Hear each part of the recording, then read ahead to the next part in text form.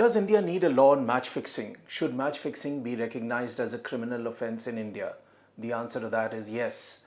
And according to latest reports which are coming in and which are pretty alarming, that of the international fixers, 8 are supposed to be Indian. The name of Ravinder Dandiwal has come up as one of the ace fixers, not only in cricket internationally, but he's been apparently allegedly targeting other sports in different countries like tennis and such like, where he's apparently targeting young players who are susceptible, vulnerable, and a lot of reports are coming in about Ravinder Dandiwal. So it raises an issue as to what should be done to stop this malaise, what can be done. I'll give you some interesting points to think over. The first comes from, there is a strong belief which comes from Steve Richardson, the coordinator of investigations at the ICC's anti-corruption unit, and then Ajit Singh, who's the head of the BCCI's ACU, and they both concur with the viewpoint that India needs a very strong law to stop this malaise, and it currently doesn't have one.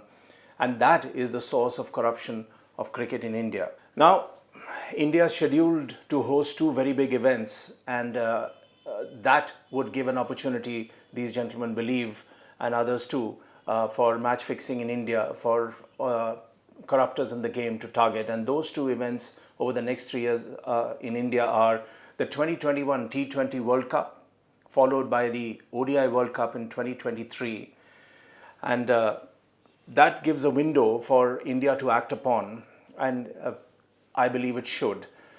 Now here, Sri Lanka has taken a march over everyone else in South Asia because in 2019 it criminalized match fixing with punishments leading up to 10 years of jail sentence, which is a pretty strong punitive measure. In this quest, the ICC ACU, which is the anti-corruption unit, had helped the Sri Lankan government to draft proper legislation.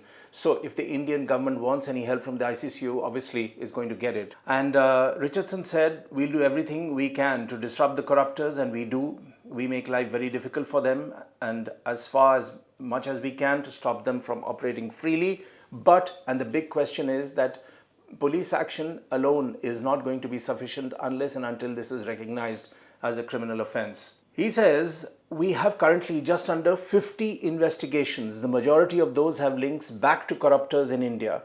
So it would be the single most effective thing to happen in terms of protecting sport if India introduces such match fixing legislation that one is talking about. Richardson goes on to say that I could actually deliver to the Indian police or the Indian government now at least 8 names of people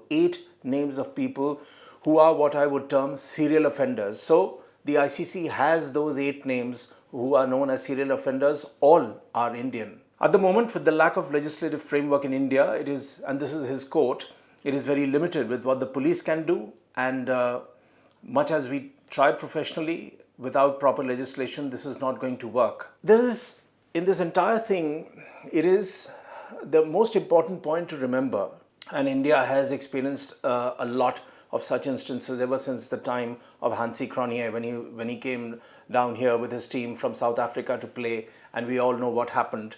There are other key names which came up, that of Mohammad Azharuddin, Ajay Jadeja, but they were subsequently cleared. But there has been a cloud surrounding this sport ever since then. Then with IPL coming in, we all know constantly certain names pop up. There is suspicion. The name of Sri Sant came up. He was, of course, cleared subsequently. But these are issues that need to be cleared and clarified. For example, investigators believe that more than the players, it is corruptors outside cricket who are to blame, who are the main people that one should look out for. Not so much the players. Of course, players are to be blamed, but it's the corruptors that need to be taken care of. If you remember in England, back in time, in the Pakistan team, Mohammad Amir, Salman Butt, Mohammad Asif, they were prosecuted under the 1906 Prevention of Corruption Act. And they faced very strong punitive measures at that point in time. Probably it more or less ended the career of Mohammad Asif, who was a brilliant bowler. Mohammad Amir was a very young man. Salman Butt was the captain. It also took away 5 to 6 years of Mohammad Amir's life. Probably he lost the best 5 years. And the game of cricket also lost a great bowler, seeing a great bowler emerge. The ICC is of the point of view that they do not see the main problem as coming in from the players alone. They see that players are the final link in the chain who actually would go out onto the pitch and perform any act if they have agreed to do so. The problem they feel is in the upstream, where the money actually comes from and which corrupts the system. In 2013, the Indian government reacted, and there was a draft bill was presented for the prevention of sporting fraud, but it has not been acted on subsequently. So there has been no headway. If you remember, in 2016, the Lodha committee came in, which drew a lot of reforms and tried to clean up the system. It drew the framework that paved for the structural reform of the BCCI. It told the Supreme Court, and listen to this carefully, it told the Supreme Court that the Law Commission of India should look into criminalizing match fixing in sport, and that hasn't happened till now. LCI also recommended to the Indian government that it considers regulating betting and gambling activities as against imposing complete prohibition. So who are the people who are susceptible? So it could be a player, it could be a curator, it could be a match official, it could be just about anyone who is within the system. And the amount of money involved is unimaginable. So it's very easy to sit outside and pontificate that why do players throw matches? Why is so-and-so official being booked for corruption? What is the need for so much susceptibility? Aren't they paid well enough? But I'll give you some numbers and it's going to shock you. Unverified accounts, according to ICC and BCCI, and the sources are basically from Ajit Singh, who heads that unit. The annual turnover from betting in India is in the range of 30 to 40,000 crores. I'll repeat that figure. It's 30 to 40,000 crores. It's huge. It's unimaginable. And these come even at the domestic cricket level, where there are certain godfathers who help promote certain players. And if you remember that cricket in India is played a lot in these rural belts, in Mufassal towns, and you have a local bigwig, it could be anybody, who comes in as a benefactor, as a godfather, who finances a certain player with potential. That player rises up to a particular level where that match in which he's playing is televised. That is the point when the godfather wants certain returns. That is where the corruption is injected into the system. The player who is probably from a poor background, impoverished background, or for any other reason feels that he owes it to that godfather in his difficult days.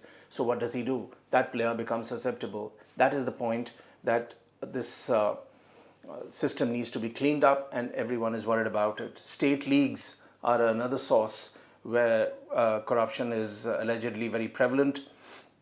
And it's not just the IPL, and figures that are being spoken about by Mr. Richardson and by Mr. Ajit Singh is it could go up to like 20 million euros or pounds. Those are again massive figures. There is another type of a player who is susceptible. That player is either who is close to retirement, who hasn't done too well in his career, or someone who does not see much of a future for themselves. So both categories are susceptible. It could be somebody very young, it could be somebody who is on the wane, or a middling guy who's been in and out but hasn't done too well, knows that there is no future. In any case, it's a very truncated career, it's a short life. So if you can't make the bucks, then when are you going to do it, is the question they ask themselves. I'll also bring up another point, which is while betting is illegal in India, and it is governed by a law which is the 1867 Public Gambling Act, where fines are between 200 to 500 rupees. Now, that's absolutely laughable. It makes zero sense, but that is how it should be. But that is how it is. And betting and corruption, again, are two words. Betting and corruption, they are two words which are different. They are separate, because while betting is legal in certain countries, obviously corruption is not. Where the outcome is concerned, I believe that there are two things which need to be done. One is we should have a specialized investigative agency with all the right powers, and which should be able to carry out thorough investigation assisted by the other parts of the system. And it should be backed by law with some very severe punitive fines. Unless there is fear of fines, unless there is fear of losing everything, unless you basically take certain corrupt entities, not only take their money away but attach their properties, put them in jail, do your best to set them up as examples. This is not going to go away.